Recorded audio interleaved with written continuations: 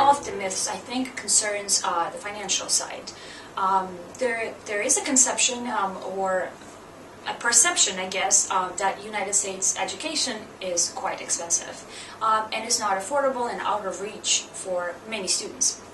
So the two-year college system actually helps to dispel that myth by providing outstanding opportunities to cut the cost of the bachelor's degree in half at least. So most two-year community colleges would cost between $5,000 and $7,000 a year, and Foothill and De Anza colleges right now are about $5,300 for a whole year of tuition. And while you're studying there for 2 years, you're completing the same courses of major U.S. universities, particularly those that are on our articulation agreements, for example, UC Berkeley, or even private institutions like University of Southern California, Pepperdine, St. Mary's, for example, or Santa Clara, and you're not paying their tuition for the first 2 years. So when you transfer, you receive course credit, but you saved the difference on the cost. And another interesting characteristic is that there are more scholarships available between second and third year. While you can already establish your academic performance, you participate in extracurricular activities, which are plentiful at many college campuses. You can build up your resume, and you already appear as a well-rounded student with significant experience studying in an American institution, and you're then able to receive more partial and sometimes full scholarships. So it actually provides a wonderful opportunity for a student to get a bachelor's degree, sometimes from a very prestigious university, while not having to spend thousands, hundreds of thousands of dollars. So that's probably one of the most important myths that I hear. It's true that community colleges in the United States are both technical and vocational kinds of institutions, but the big difference from the typical community college in other countries is that they also have the transfer capacity. And what I mean by that is that a student can start here, do the first 2 years of university education, and then move on for the third and fourth year at the university, attaining the bachelor's degree. Most community colleges have articulation agreements with these institutions, so it's a seamless process, and it's the same degree in the end. The difference, however, is to the international student's advantage, because you get the associate degree in the first 2 years, and you have a year of optional practical training available to you. You get the second degree, the bachelor's degree, and you have another year of optional practical training. So 2 work permits, you might say, for 2 whole years in the United States. That student, with that language ability and experience, with the education, going back to their homeland for work, has terrific opportunities that the student that stayed will never have. So that's one of many. The other, of course, is the value proposition. They are much less expensive. Nova is 1/3 the price of the nearest university, which is a very good one. And that's probably the least expensive of the universities around. So already we're talking about 1/3 of the tuition price. A community college has smaller classes, teachers that are not preoccupied with research. They are engaged with the student one-on-one most of the time. There are supportive student services that help the students adapt to the United States, and writing centers and tutors, all which are free here, are what the student can use to kind of help with their studies. So you've got student clubs as well, associations and so forth, that the student can here become a better prepared university student while they're at the community college, all for less expense.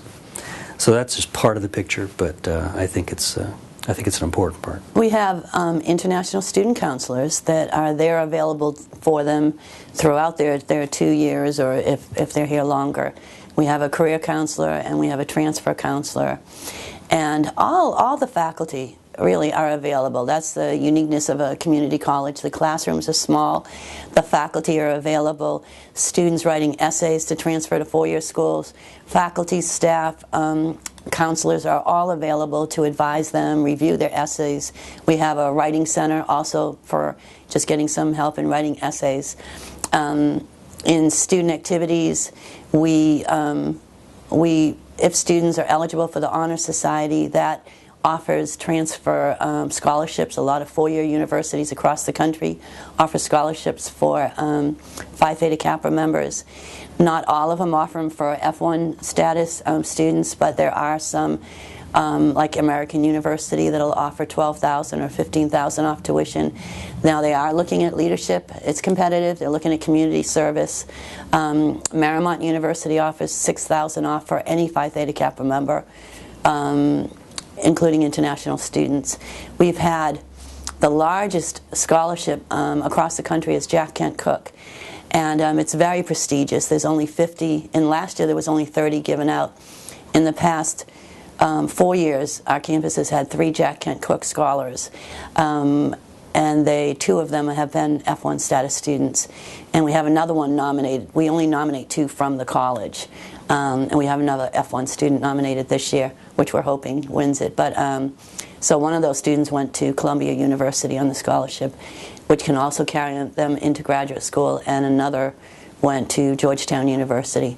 Not guaranteeing Jack Kent Cooke scholarship, but we have faculty committees that will work with these students on their essays and draw out information and help them to present themselves in the best way. So everyone at the campus is available to them for information and support. In my case, not necessarily, but definitely by time I found out that it's definitely an advantage for lots of students, simply because there are specific agreements with universities in the area which make it a bit easier for you to be accepted right away. You don't have to be on a waiting list in a way. At the same time, it also gives you the security that once you're done with a community college, you already at least have 1 or 2 possibilities afterward. So it's not like, you know, you're stuck somewhere. It's definitely something you can pursue.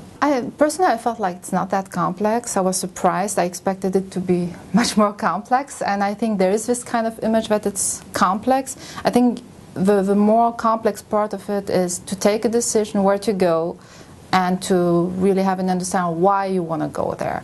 Once you have clarified that, then the next things to do are things to do, but it's not as complex as you may expect. I would definitely recommend doing some research themselves on different college websites. And if students are considering a community college option but are choosing between different colleges, I would first of all look, if they're interested in a bachelor's degree in the transfer option, I would look at the scope of their agreements with transfer universities. And that you can most often either find on the website or contact the transfer center at each college, or contact the international office who may have that information to share with a specific focus on international students. So for example, there may be some agreements with transfer universities that apply to international students and additional scholarships for international students. That would be an important consideration to see which agreements exist, which prestigious universities come to the campus to organize visits and workshops, because you want to know how many options you will have when you graduate from a 2-year system. So I would look at the transfer center activity, the transfer center resources, and the scope of the relationship. Another point of consideration would be the academic side and the connection to the industry and the location of the college. Community colleges very often work very closely with industry and companies developing customized programs, offering latest technologies. And so if you're interested in one of those areas, I would definitely recommend looking at the location. So Silicon Valley, for example, Southern California for maybe film industry, to see how many companies are around there and what's the scope of the collaboration with the college.